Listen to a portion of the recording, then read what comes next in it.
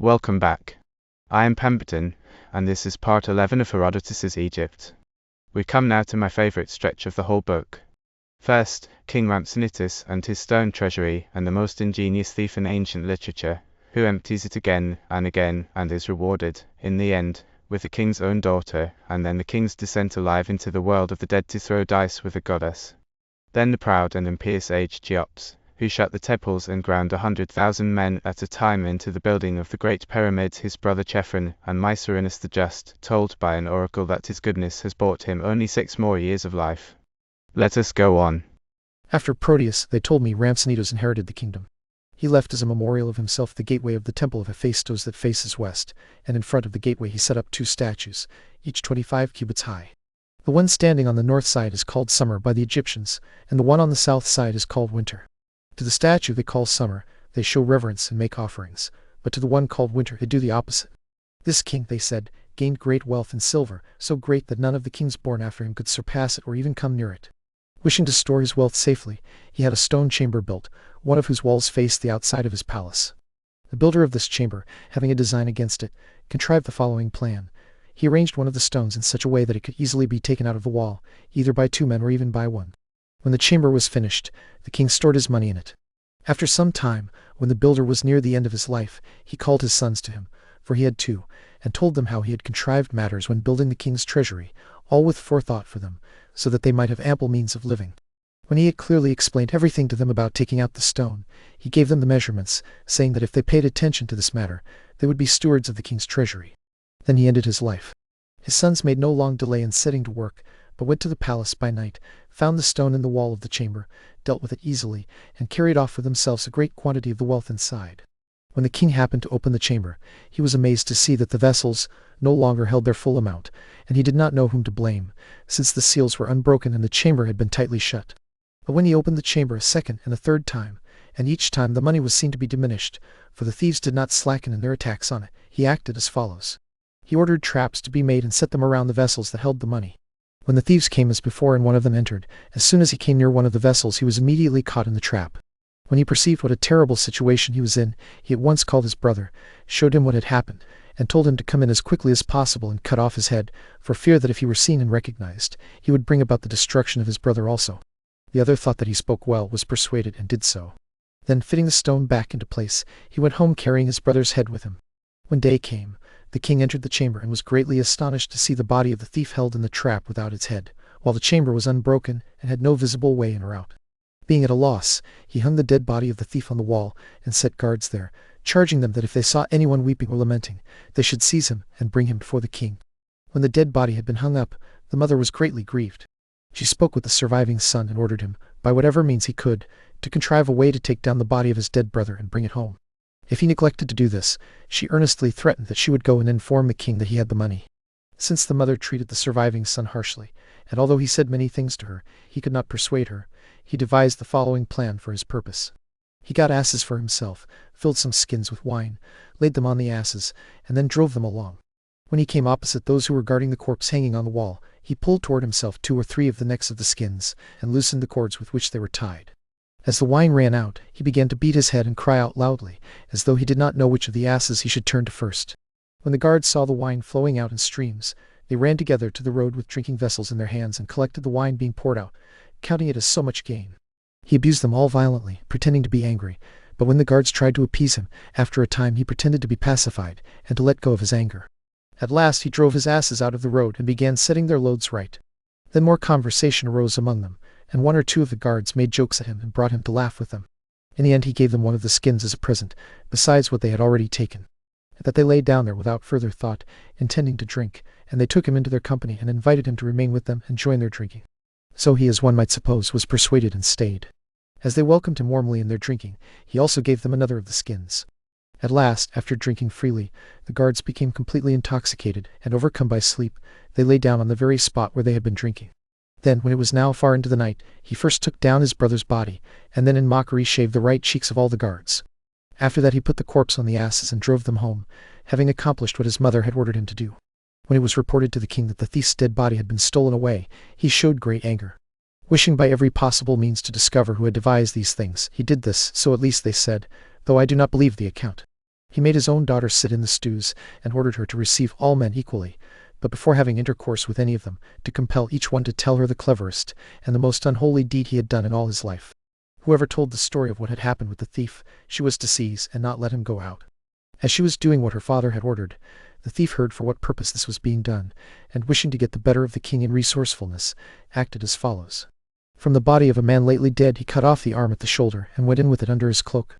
When he came to the king's daughter, and was asked the same question as the others, he said that he had done the most unholy deed when he cut off the head of his brother, who had been caught in a trap in the king's treasury, and the cleverest deed when he made the guards drunk, and took down the hanging body of his brother. When she heard this, she tried to take hold of him, but the thief in the darkness held out to her the arm of the corpse. She grasped it and held it, thinking she was holding the man's own arm, but the thief left it in her hands and escaped through the door. When this too was reported to the king, he was at first amazed at the man's quick invention and daring. Afterward he sent around to all the cities, and made a proclamation granting the thief a free pardon, and also promising a great reward if he would come into his presence. Trusting the proclamation, the thief came to the king. Rhampsinitus greatly marveled at him and gave him this daughter of his as wife, judging him to be the most knowing of all men. For as the Egyptians were distinguished from all other people, so this man was distinguished from the other Egyptians. After these things, they said, this king went down alive to the place that the Hellenes call Hades. There he played dice with Demeter. In some throws he defeated her, and in others he was defeated by her. He came back again with a handkerchief of gold as a gift from her. They told me that because of the descent of Rhampsinitus, after he came back the Egyptians celebrated a feast, which I know from my own knowledge they still observe even in my time. Whether they keep the feast for this reason or for some other, I cannot say. However, on the very day of the feast the priests weave a robe completely, and immediately they bind the eyes of one of them with a fillet.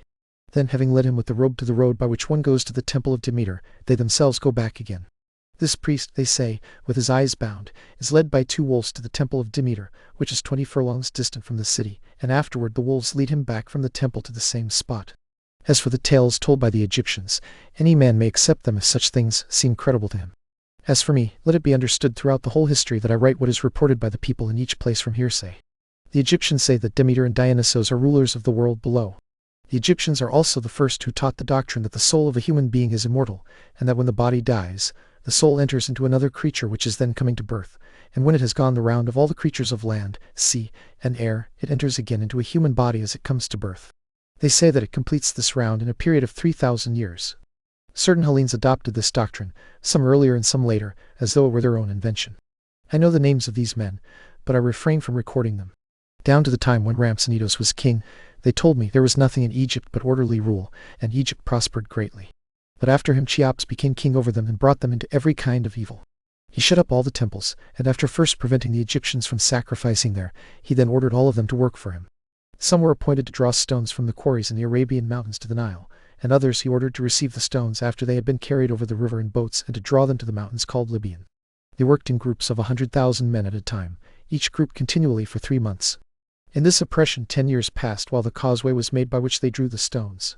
This causeway which they built seems to me a work not much less than the pyramid, for its length is 5 furlongs, its breadth 10 fathoms, and its height, where it is highest, 8 fathoms. It is made of smooth stone with figures carved upon it. For this, they said, the 10 years were spent, and also for the underground chambers on the hill where the pyramids stand, which he caused to be made as burial chambers for himself on an island, after conducting a channel there from the Nile. For the making of the pyramid itself, a period of 20 years passed. The pyramid is square, each side measuring 800 feet, and its height is the same. It is built of smooth stone fitted together in the most perfect manner, and not one of the stones is less than 30 feet long. This pyramid was made in the manner of steps, which some call rows and others bases. After they had first made it in this form, they raised the remaining stones with machines made of short pieces of timber. They raised each stone first from the ground to the first stage of the steps, and when the stone reached this, it was placed on another machine standing on the first stage. From there it was drawn up to the second stage on another machine. For as many courses of steps as there were, so many machines there were also, or perhaps they transferred one and the same machine, made so that it could easily be carried, to each stage in succession in order to lift up the stones. Let it be told both ways, according as it is reported. However that may be, the highest parts of the pyramid were finished first. Afterward they went on to finish the parts next below them, and last of all they finished the parts near the ground and the lowest ranges. On the pyramid it is declared in Egyptian writing how much was spent on radishes, onions, and leeks for the workmen. If I rightly remember what the interpreter said, when reading this inscription to me, 1,600 talents of silver were spent. If this is so, how much more is likely to have been spent on the iron with which they worked, and on bread and clothing for the workmen, seeing that they were building the works for the time already mentioned, and were occupied besides, as I suppose, for no small time in cutting and bringing the stones and in working at the excavation underground. Cheops, they said, came to such a pitch of wickedness that, being in need of money, he caused his own daughter to sit in the stews and ordered her to obtain a certain amount of money from those who came to her. How much it was they did not tell me. But she not only obtained the sum appointed by her father, she also formed a private plan to leave behind a memorial of herself. She asked each man who came into her to give her 1 stone for her building. From these stones, they told me, was built the pyramid that stands in front of the Great Pyramid, in the middle of the 3, each side of it being 150 feet long. This Cheops, the Egyptians said, reigned 50 years. After he was dead, his brother Cheops succeeded to the kingdom. This king followed the same manner as the other in all things, including making a pyramid, though it did not reach the measurements of the one built by the former king. This I know, having measured it myself. Moreover, there are no underground chambers beneath it, nor does a channel come from the Nile flowing to this one as it does to the other, where the water comes through a conduit built for it and flows around an island inside, where they say Cheops himself is laid. For a foundation, Cheops built the first course of Ethiopian stone of various colors. He made this pyramid 40 feet lower than the other in size, building it close to the Great Pyramid. Both stand on the same hill, which is about 100 feet high. Cheops, they said, reigned 56 years. Here, then, they reckon 106 years during which, they say, there was nothing but evil for the Egyptians, and the temples were kept closed and not opened during all that time. Because of their hatred for these kings, the Egyptians are not very willing to name them.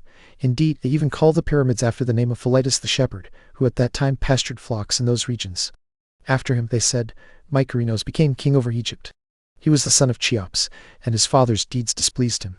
He opened the temples and gave the people, who had been ground down to the last extremity of evil, the freedom to return to their own business and to their sacrifices. He also gave judgments in their cases more just than those of all the other kings. In this regard they praised this king more than all the other kings who had arisen in Egypt before him. For he not only gave good judgments, but when a man complained of the judgment, he gave him compensation from his own goods, and so satisfied his desire. But while Mycerinus was acting mercifully toward his subjects and practicing this conduct that has been described, calamities befell him. The first was that his daughter died, the only child he had in his house. Being beyond measure grieved by what had happened, and wishing to bury his daughter in a more remarkable way than others, he made a wooden cow, covered it with gold, and then buried within it the daughter who, as I said, had died. This cow was not buried in the ground, but could still be seen down to my own time in the city of Sais, placed within the royal palace in a greatly adorned chamber. They offer incense of every kind before it every day, and each night a lamp burns beside it all night long. Near this cow in another chamber stand images of the concubines of Mycerinus, as the priests at Sais told me. In fact, there are colossal wooden statues there, about 20 in number, made with naked bodies. Who they are I cannot say except for what is reported. Some, however, tell the following tale about this cow and the colossal statues, that Mycerinus was in love with his own daughter and afterward violated her, that after this the girl strangled herself from grief, that he buried her in this cow, and that her mother cut off the hands of the maids who had betrayed the daughter to her father, which is why now the images of them have suffered what the maids suffered in life. In saying this they speak idly, as it seems to me, especially in what they say about the hands of the statues. For as to this, we ourselves saw that their hands had dropped off from the passage of time, and they were still to be seen lying at their feet down to my time. The cow is covered with a crimson robe, except for the head and neck, which are visible and very thickly overlaid with gold. Between the horns there is a disk of the sun worked in gold. The cow is not standing, but kneeling, and in size it is equal to a large living cow. Every year it is carried out from the chamber, at the times when the Egyptians beat themselves for that god whom I will not name in connection with such a matter. At these times, they also bring the cow out to the light of day, for they say that when she was dying she asked her father Mycerinus that she might look upon the sun once each year. After the misfortune of his daughter, they said, a second thing happened to this king. An oracle came to him from the city of Buto, saying that he was destined to live only 6 more years, and to end his life in the 7th. Indignant at this, he sent a reproach to the oracle against the god, complaining in reply that his father and uncle, who had shut up the temples, had not only forgotten the gods, but had also been destroyers of men, had lived for a long time, while he himself, who practiced piety, was destined to end his life so soon. From the oracle there came a second message, saying that it was for this very reason that he was bringing his life swiftly to a close. He had not done what it had been appointed for him to do, since it was destined that Egypt should suffer evils for 150 years, and the 2 kings who had arisen before him had perceived this, but he had not. When Mycerinus heard this, and considered that this sentence had been passed on him beyond recall, he procured many lamps. Whenever night came, he lit them and began to drink and take his pleasure, ceasing neither by day nor by night. He went about to the fen country, to the woods, and wherever he heard there were the most suitable places for enjoyment. He devised this, intending to prove the oracle false, so that he might have 12 years of life instead of 6, by turning the nights into days. This king also left behind him a pyramid, much smaller than that of his father, square in shape and measuring on each side 300 feet lacking 20. It was built moreover of Ethiopian stone up to half its height.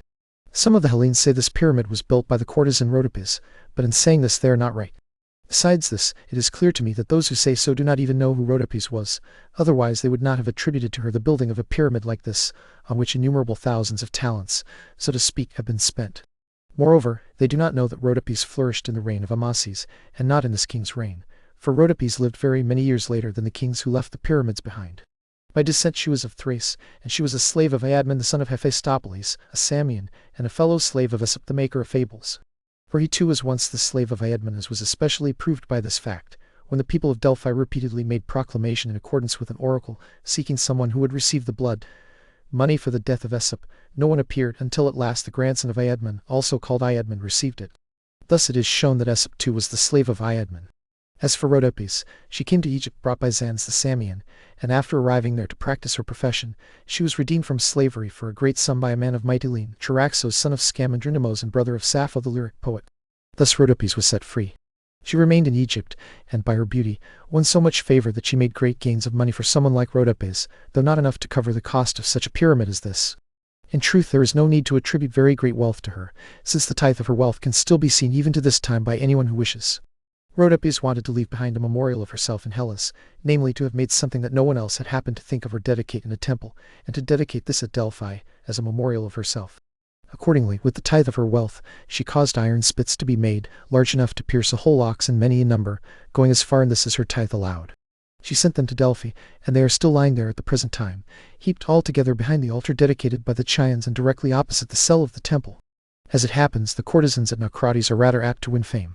First, this woman, about whom the story I refer to is told, became so famous that all the Hellenes without exception came to know the name of Rhodopis. After her, another woman named Archidich became a subject of song throughout all Hellas, though she was less talked about than the other. As for Charaxos, when he returned to Mytilene after redeeming Rhodopis, Sappho violently abused him in an ode. Of Rhodopis, then, I shall say no more. After Mycerinus, the priest said, Asychus became king of Egypt. He made for Hephaestos the temple gateway that faces the sunrise, by far the most beautiful and the largest of the gateways. For although all the gateways have carved figures on them, and countless other ornaments of building besides, this one has them much more than the rest. In this king's reign, they told me, because the circulation of money was very slow, a law was made for the Egyptians that a man might borrow whatever money he needed by offering as security the dead body of his father. To this law another condition was added. The lender should also have a claim to the whole burial chamber belonging to the borrower, and the man who offered the security should be subject to this penalty if he refused to repay the debt, that neither he himself, when he died, should be allowed burial in that family tomb or in any other, nor should he be allowed to bury any of his kinsmen whom he lost by death. Do not despise me in comparison with the pyramids of stone, since I surpass them as much as Zeus surpasses the other gods. For with a pole they struck into the lake, and whatever mud stuck to the pole, this they gathered and made into bricks, and in such a way they finished me. This king, wishing to surpass the kings of Egypt who had arisen before him, left as a memorial of himself a pyramid made of bricks. On it there is an inscription carved in stone, saying the words just given. Such were the deeds this king performed. After him reigned a blind man from the city of Inices, whose name was Inices. In his reign the Ethiopians and Sebokos, king of the Ethiopians, marched upon Egypt with a great host of men. So this blind man fled to the fen country. The Ethiopian was king over Egypt for 50 years, during which he acted as follows. Whenever any Egyptian committed any offense, he would never put him to death, but gave sentence on each man according to the seriousness of the wrongdoing, appointing them to work at throwing up an embankment before the city from which each offender came. Thus the cities were made higher still than before. They had first been embanked by those who dug the channels in the reign of Sesostris, and then a second time in the reign of the Ethiopian, and so they became very high. While other cities in Egypt also stood high, I think the earth was piled up especially at the town of Bubastis. In this city there is a temple very well worthy of mention. Though there are other temples larger and built with more cost, none is more pleasing to the eyes than this one. Eubastes in the Hellenic tongue is Artemis, and her temple is arranged as follows.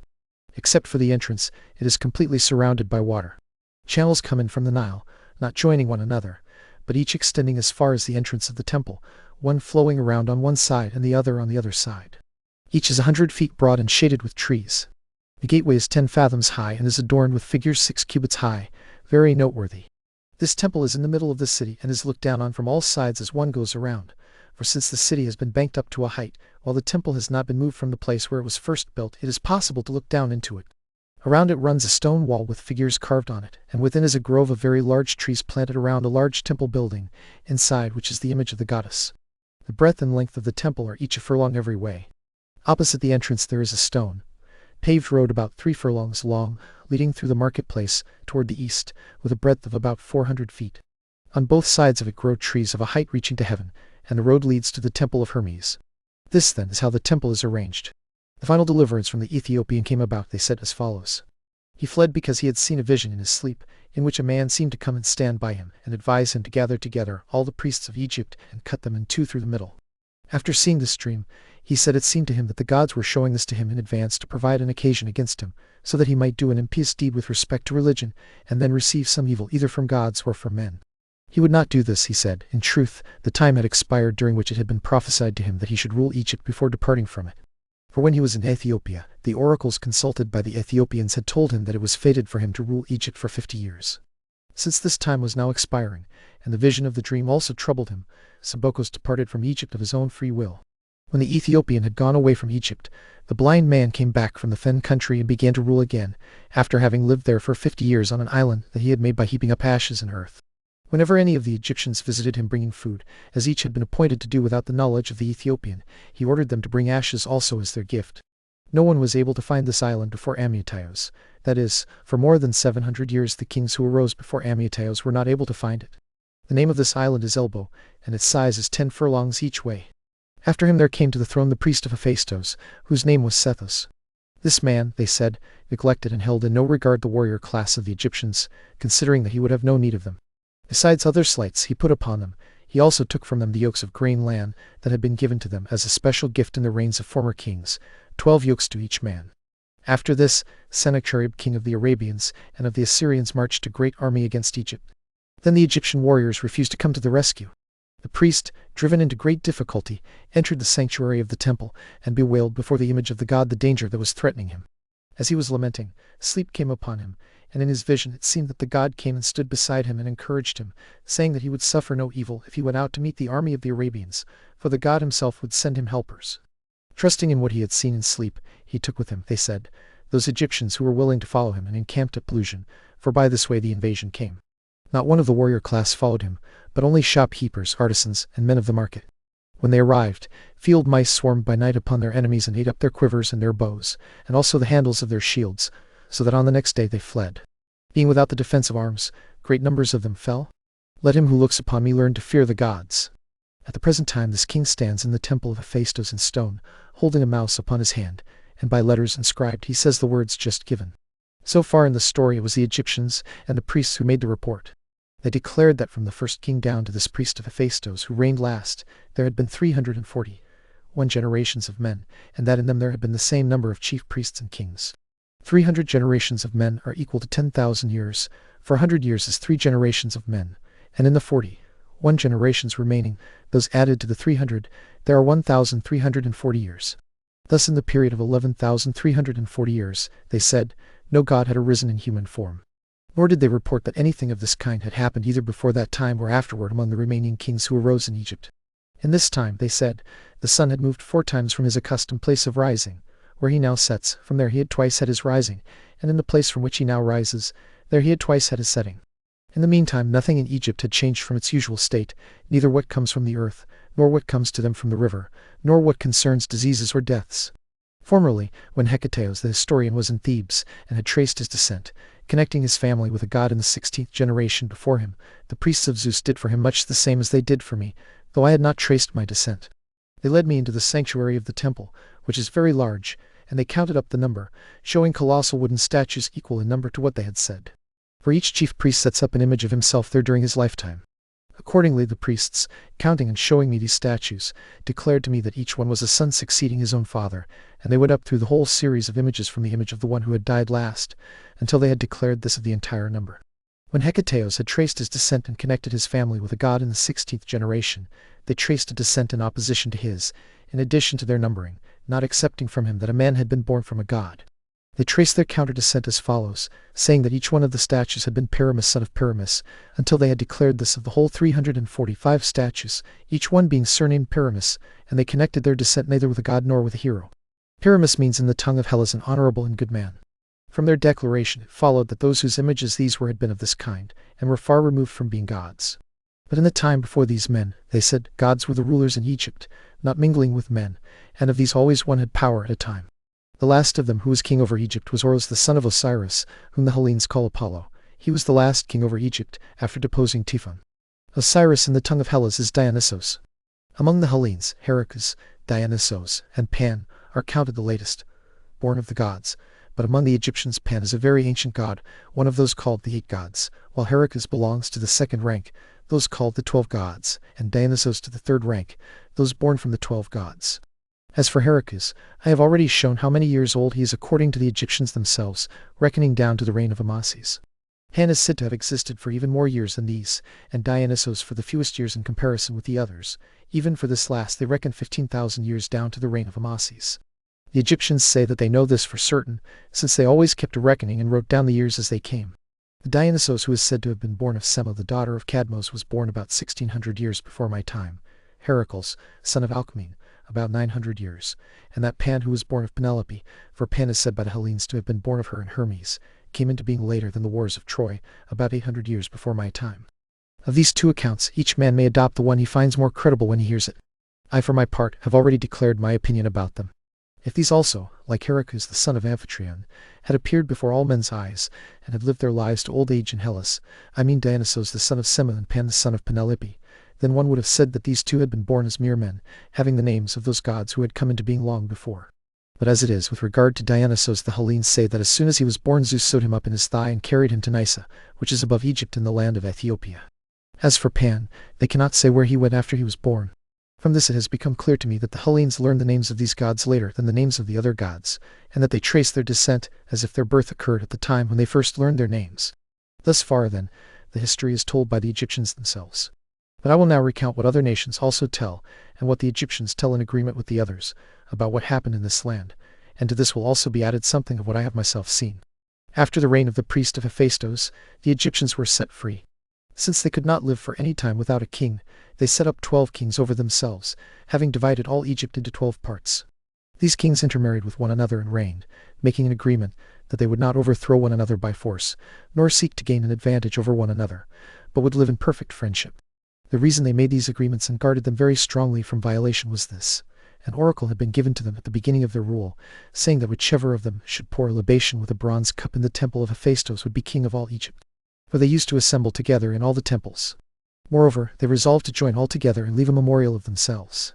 Having resolved this, they caused a labyrinth to be made, situated a little above the lake of Moeris and nearly opposite the place called the City of Crocodiles. I saw this myself, and I found it greater than words can express. For if one were to put together and reckon up all the buildings and all the great works produced by the Hellenes, they would prove inferior in labor and expense to this labyrinth, though it is true that both the temple at Ephesus and the temple at Samos are works worthy of note. The pyramids also were greater than words can say, and each one of them is equal to many works of the Hellenes, great as they may be. But the labyrinth surpasses even the pyramids. It has 12 covered courts, with gates facing one another, 6 on the north side and 6 on the south, joined one to another, and the same wall surrounds them all on the outside. In it there are 2 kinds of chambers, one kind below the ground and the other above upon these, 3,000 in number, 1,500 of each kind. The upper set of chambers we saw ourselves, going through them, and we speak of them because we looked on them with our own eyes.